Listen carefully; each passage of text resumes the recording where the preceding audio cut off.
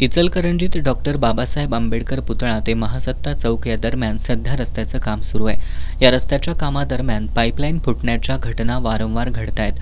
त्यातून मोठ्या प्रमाणात पाण्याची गळती होतीये।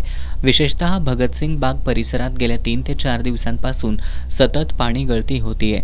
एकीकडे इचलकरंजी शहरात आधीच पाणी टंचाईची समस्या गंभीर बनली आहे। अनेक भागांमध्ये 5 ते 6 दिवसांनी पाणी पुरवठा होतोय।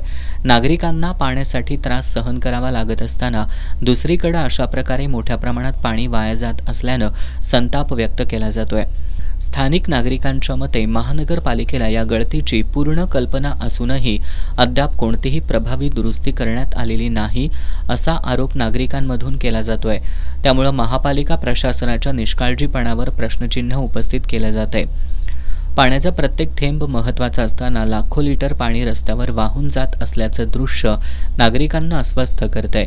काही ठिकाणी तर रस्त्यावर सतत पाणी साचल्यानं चिखल तयार झाला असून पादचारी आणि वाहन चालकांना तिथून जाताना मोठ्या अडचणींचा सामना करावा लागतोय।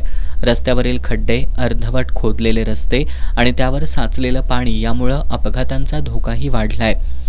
पाईपलाईनची गळती तात्काळ दुरुस्त करून पाण्याची नासाडी थांबवावी आणि रस्त्याचं काम गतीनं पूर्ण करावं अशी मागणी नागरिकांकडून केली जाते आहे।